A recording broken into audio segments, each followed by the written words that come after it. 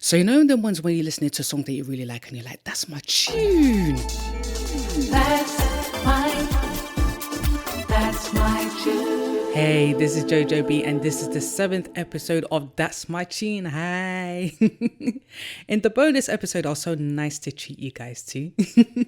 We were grooving to the sounds of Usher Take Your Hand, which was released in 2004 on his album Confessions.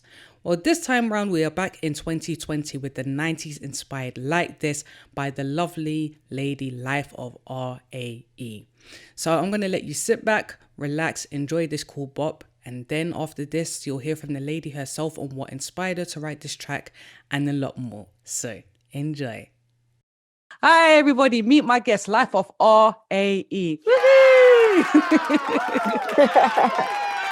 Hey. Funny enough, what does R.A.E. stand for? It stands for Rising Above Everything. Rising above everything. That's nice and philosophical. So where did you, what inspired you to pick such a name, such an acronym? So when I first started out in music, which was, let's just say it was, so basically my first official release was February 2019. Okay. But let's just say from December 2018, I was going by the name of Rachel Ray. And I actually had a manager from America. Right. And then she told me that Rachel Ray is the name of a really famous chef. Okay. And so that name was trademarked. So I was like, oh, okay, I'll find another name. Okay. But I ended up getting rid of that manager because she was useless. And no, she was so bad. And then there was this a moment in time that I was really depressed and I was just crying in my room. Aww. And then I said to myself, oh, do you know what, Ray? You're gonna rise above everything. And then I stopped and I was like, oh, hold on. I spell my actual name R.A.E. and I've just created an acronym for it. And I also think that could be my new artist name. That is so amazing. That's how I came up with it. But then I changed Rise to Rising. Okay. Because I wanted to continue rising and I wanted everybody else to be able to say that as well. Oh, that is amazing. Wow. That is really cool. Wait, what was so useless about this manager? I need to know. I mean, you don't have to explain if it gets too much, but give us a little bit of something because it sounds very interesting. She was you know, the thing is that she would name drop and be like, oh yeah, I know this person, I have connections in with this radio station, blah blah. And obviously I'm just a girl from London and somebody from America is wanting to work with me. I'm thinking, oh my gosh, she's sick, she's gonna get me here. But she did none of that, literally none of that.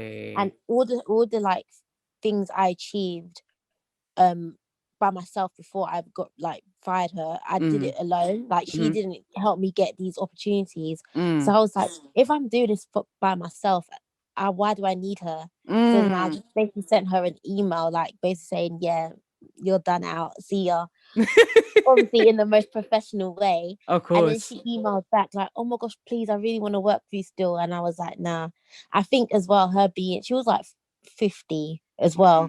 Okay. I think that was also a red flag. Not saying there's anything wrong with people being 50, but I don't think she was down because she didn't even know how to use Skype and stuff like that properly. So wow.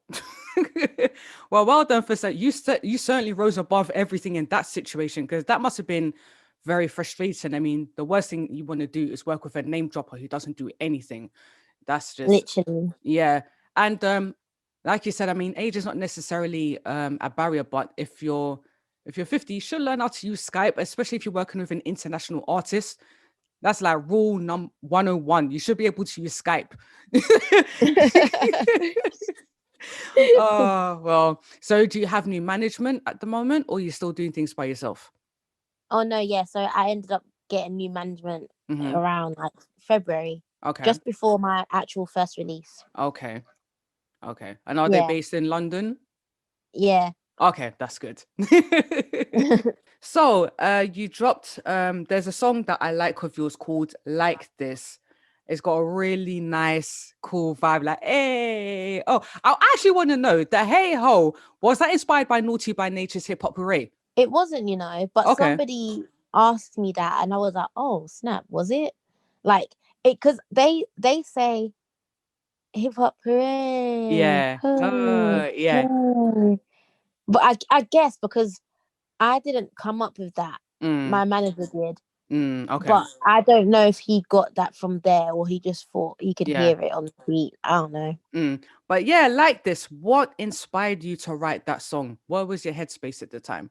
So I basically went away with my manager and producer to create an EP in 4 days.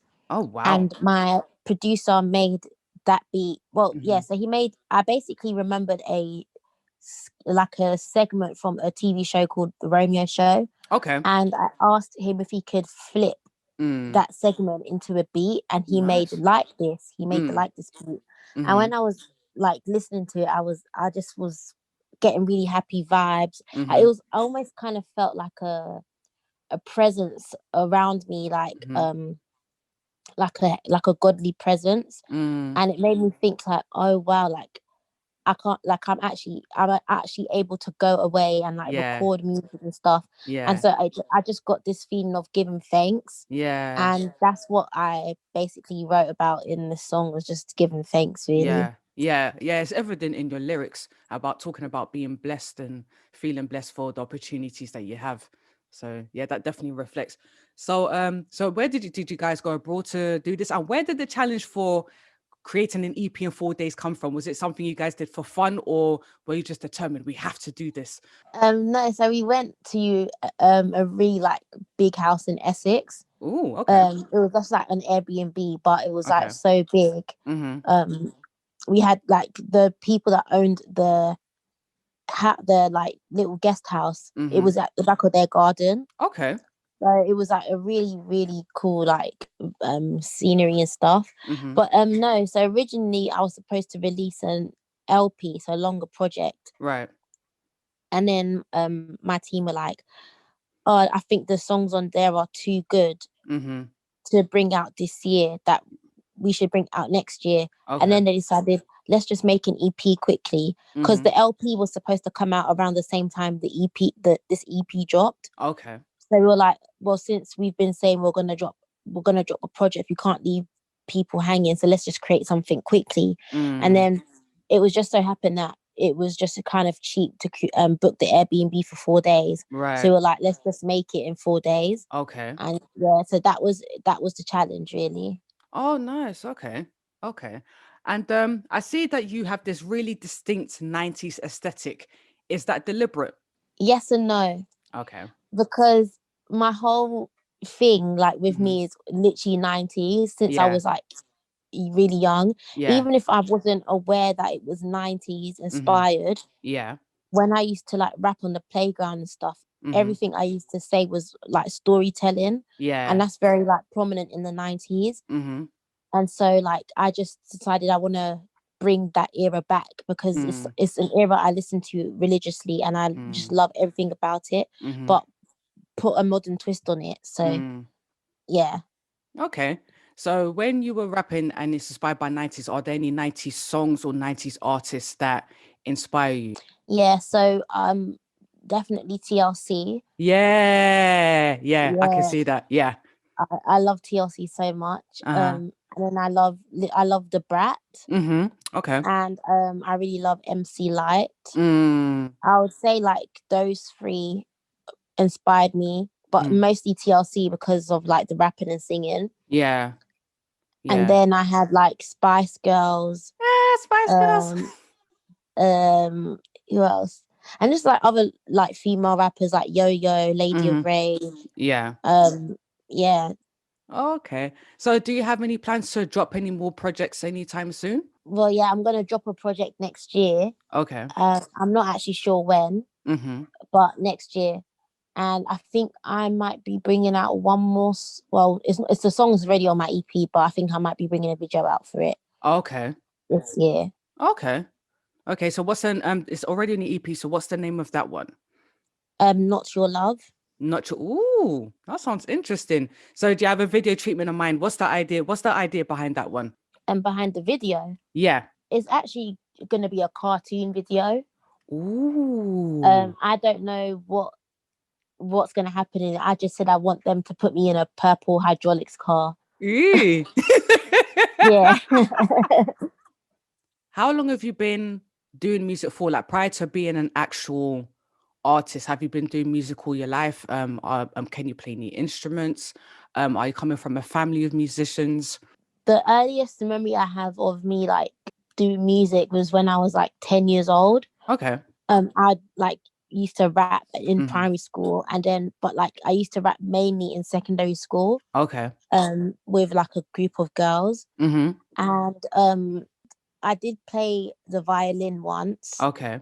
in school, but I Mm-hmm. quit because I really did not like the teacher. Mm. And yeah, I would say I come from a musical background in the sense that all my siblings can sing, Mm-hmm.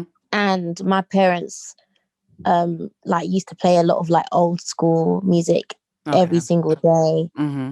We'll listen to like Nigerian gospel, listen Nice. to like 90s music, Mm-hmm. 80s music. So, Yeah. can you be found on social media, Twitter, Instagram, Facebook? My music is on all streaming platforms. And you just Mm-hmm. type in R.A.E. Mm-hmm. And then my socials are it's R_A_E. Okay. So everyone, if you'd like to follow Life of R.A.E., that's the contact information there. Thank you so much for your time. Thank you for having me. You're welcome. Speak to you soon. Okay. Bye. Bye. That was a lovely interview with Life of R.A.E. Thank you so much for your time. And that's a wrap with episode 7. You can follow me on Twitter as per usual, Ms. Jojo B, MZJOJOB. And you can follow That's My Tune in the following ways. That's My Tune Pod on Twitter. That's My Tune Podcast on Instagram. And if you'd like to email, that's my tune podcast at gmail.com.